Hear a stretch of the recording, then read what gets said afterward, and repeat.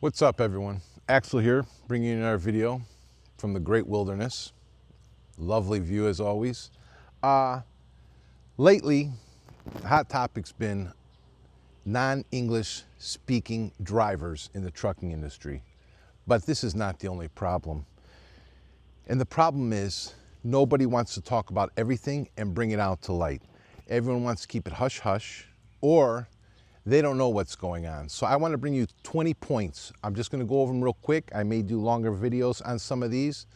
But number one, fraudulent carriers. This is another problem.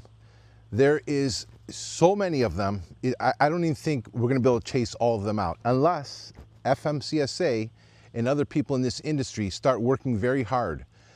Fraudulent carriers is a big, big problem. Huge. Next one. Fraudulent brokers. Yes, tons of them. And I believe it's between 5,000 and 8,000 in the past year that have gone defunct. And the majority of the reason is because not because they're legit brokerages, but because they're fraudulent brokerages. They're pop-ups, just like pop-up carriers. Number three, fraudulent insurance agents. There are fraudulent insurance agents working with some of these companies and giving them fraudulent insurance that does not properly cover them. Everyone needs to be careful. Number four, fraudulent dispatch services. Brokers, you need to cut them out. You need to stop dealing with them. A lot of these guys are from overseas. That's a huge problem. You don't know who they're using or how many authorities or what drivers. Carriers, especially the new guys, stop looking for these dispatch companies. You need to get with somebody that's been in the industry that is a verifiable dispatch company. Don't just jump on Facebook or any of these social media platforms and just to find you a dispatcher to give you loads. There's a lot of problems going on, a lot of theft, a lot of you aren't getting paid for your loads. Next, fraudulent identities. Now, majority of the time I see, it's the foreign guys. They put their names backwards, they misspell them, they change it all the way around, or they come out with Joe Smith. They got a lot of different fraudulent identities. You guys need to start checking everything. I know a lot of you may say you don't have the time, and that's why you need to network with each other. You need to know who you're dealing with. You need to take the authority, whether it's broker or carrier authority, and match it with the corporation. Then you need to search these corporations to see what other authorities are associated with those owners.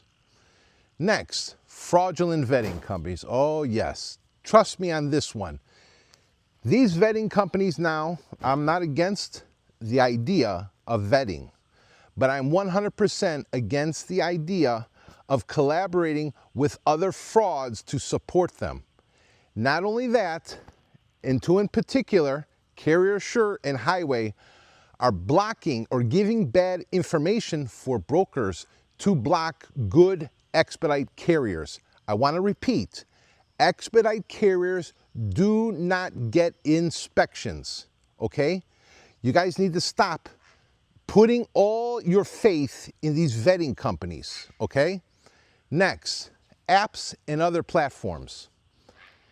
Brokers, there's no reason why that a carrier should be getting a hold of your load and then putting it on another platform, whether it's an app or their own personal load board, for drivers that technically are not even leased onto them or under their insurance to bid on that load. We need to end that. That will end a lot of problems. Next, load boards. As you all know, Selectus is my #1 go-to for finding frauds. I'm going to have a special video coming out for them. I actually sent them an email today. I hope they're paying attention. I'm very serious about what I do and how I do it. I'm doing all your work. But either way, I think just, past month or so, I've taken down about 6 of them where they're selling Selectus, which is a load board, TMS system, whatever you want to call it, but they're putting a multitude of dispatchers in there. So one account could be 5, 10, maybe 15 authorities using that one account. Why they would allow that to even happen, I don't understand. DAT, Truck Stop, all of them have fraud. They need teams or people that actually care about wanting to stop fraud on their teams for their platforms to end it. It's not hard. You could give me 1 month on at least Selectus, and I bet you I could clean up a ton of them. A ton of them. Next, tracking manipulation. Some of you, I feel, you may have not heard what's going on. These guys have programs, and I'm going to do a show on it because we have some text messages. You're putting the driver on tracking. They're manipulating the tracking. I've seen where they've told the driver to remove the app and then reinstall it, but put a different number. This software, whatever they're using, will show that vehicle, that truck or that van or whatever, moving as if it's moving, and it might not even be in that area. They are manipulating the tracking, okay? For MacroPoint I've seen, and for, I think it's Truck Stop. Those are the two I've heard. Next, co-brokering. We all hear of co-brokering. We all hear of double brokering.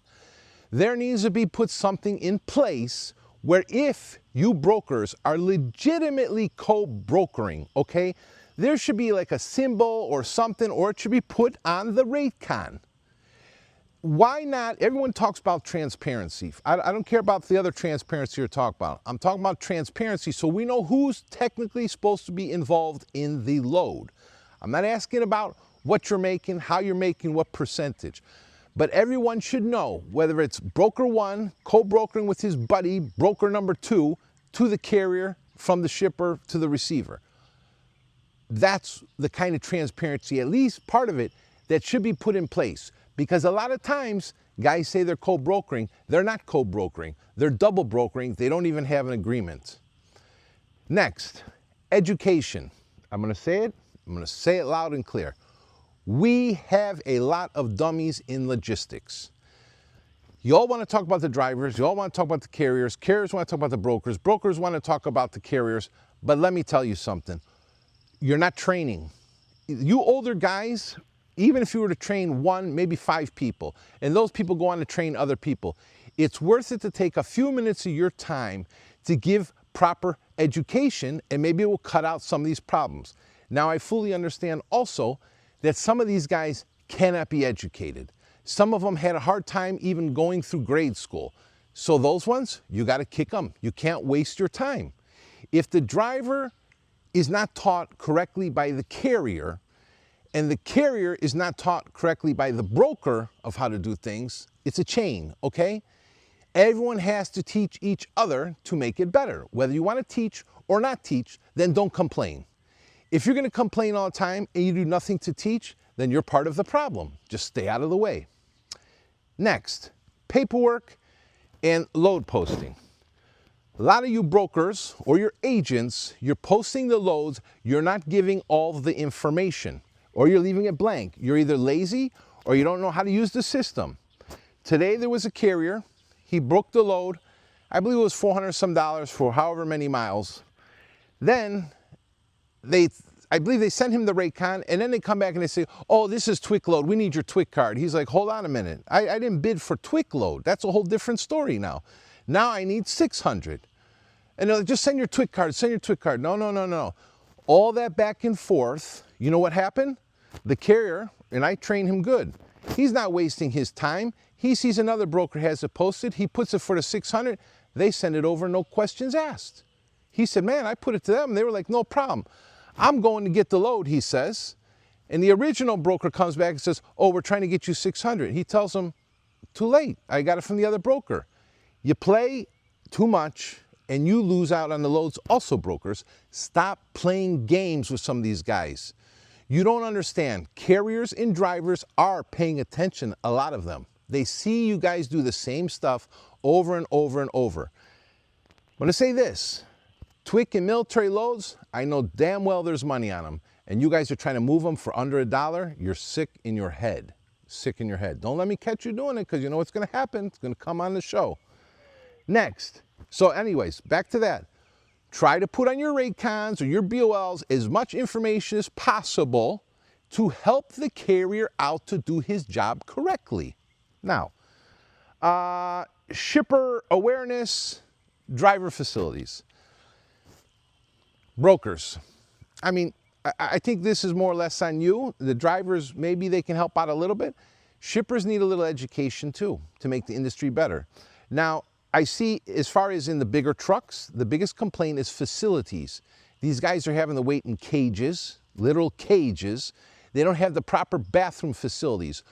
Why don't you guys help the carriers, fight for them, especially if they're the good ones? If you have a good shipper, ask them, say, hey, Joe or Bill or whatever, what's your facilities like?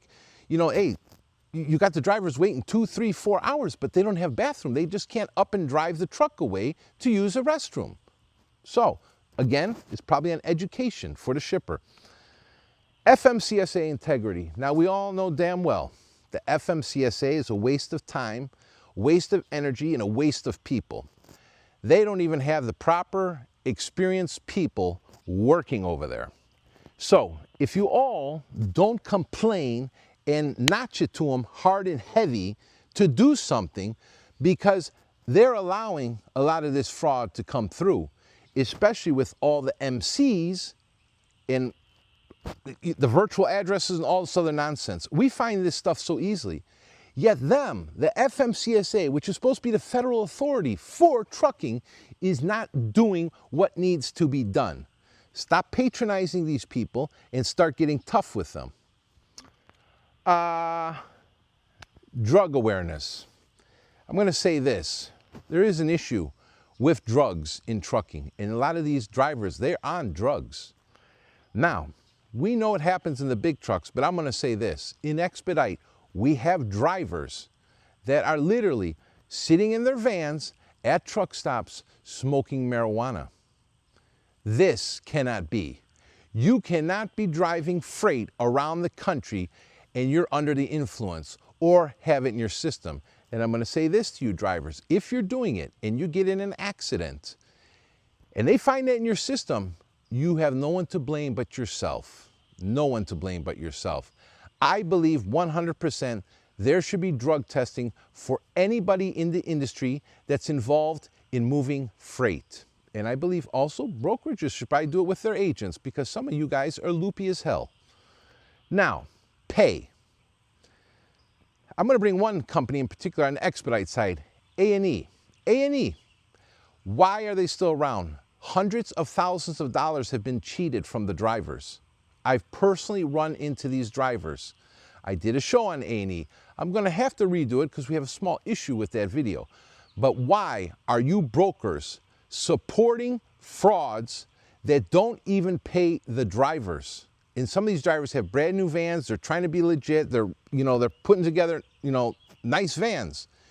When they're cheating these drivers from $2,000 to $4,000, how does that look for the industry?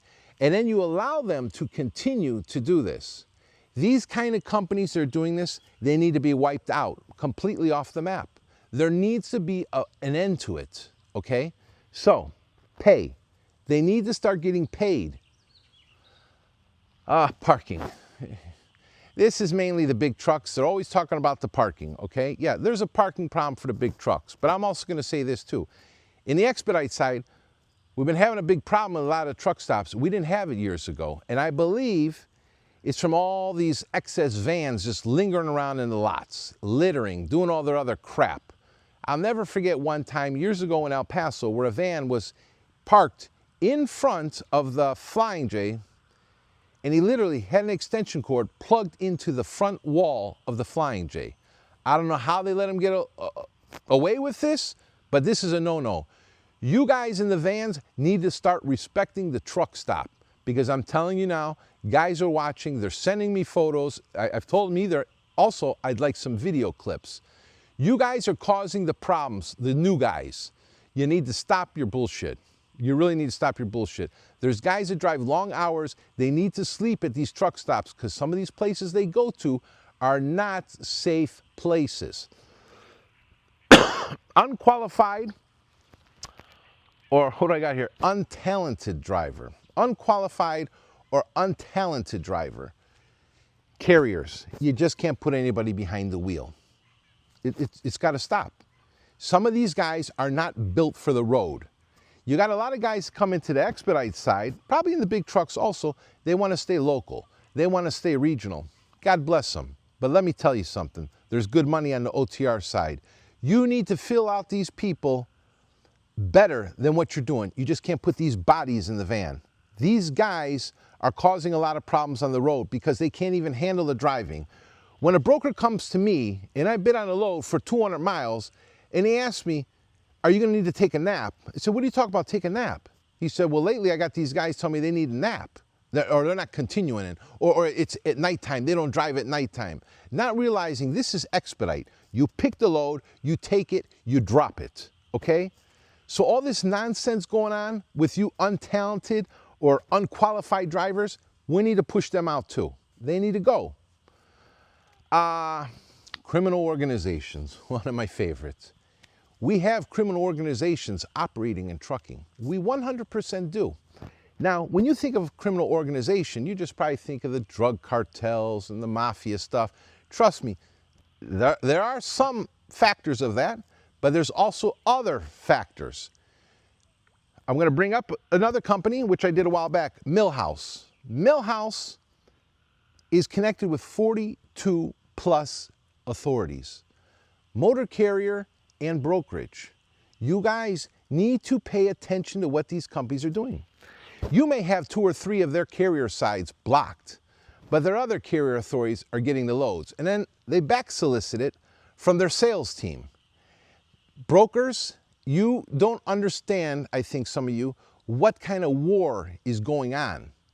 A war, and if you don't fight the battles, you will lose. You will lose 100%. And I'm going to say this as a U.S. citizen. A lot of you guys that are U.S. citizens born in this country, you're lazier than hell. The foreign guys are going to eat you up and spit you out. Believe that one. Believe it. I know how they operate. You guys, you're snoozing. Unregulated. Now, as we all know, the expedite side is mainly unregulated. I believe, okay, and if you're a good carrier, good company, you guys should be putting your MC and DOT on the van. We should know who's legit in this industry. Not some of these guys, they get these new guys, and these new guys run around and say, I need 5 dispatchers. And all they're doing is signing up with 5 different authorities, using 5 different apps for the same damn load. You brokers post a load, and you wonder why you get 150, 200 bids. Some of you figured out because you'll say, I can tell these 3 or 4 companies that are sending me bids for this load, it's the same unit. It's exactly. Because you guys need to cut these guys out. They're not their units. Let's put an end to it. So, that's the 20 things. Fraudulent carriers, fraudulent brokers, fraudulent insurance agents, fraudulent dispatch services, fraudulent identities, fraudulent vetting companies, apps and other platforms are an issue, load boards, tracking manipulation, co-brokering as relating to double brokering at times, paperwork/load posting, learning how to put the right information on the documents, Raycon or BOL, shipper awareness, driver facilities, big issue, especially in the big trucks, FMCSA integrity, you guys about worthless. You're really about worthless, FMCSA. Drug awareness, not only for the smaller vehicles, but up to the larger vehicles. Pay, carriers, drivers, they need to get paid. They need to get paid correctly. Parking, all across the board for everybody, whether it's the smaller guys trying to stay at the truck stops and getting kicked out, or the bigger trucks not having anywhere to park. Unqualified or untalented drivers, in other words, losers that should not be in the industry. Criminal organizations, that's a whole plethora of stuff that ranges from tax evasion to money laundering to all kinds of nonsense. And unregulated expedite industry. So, anyways, this is your 20-minute Axle video. I wanted to just touch on these things. I'm going to have more coming out. I'm going to try to make it nice. We got a beautiful view over here for you guys. Lovely, isn't it? You know me. I love the view. If you got to have the view in the background. So, brokers, I got something else coming out for you.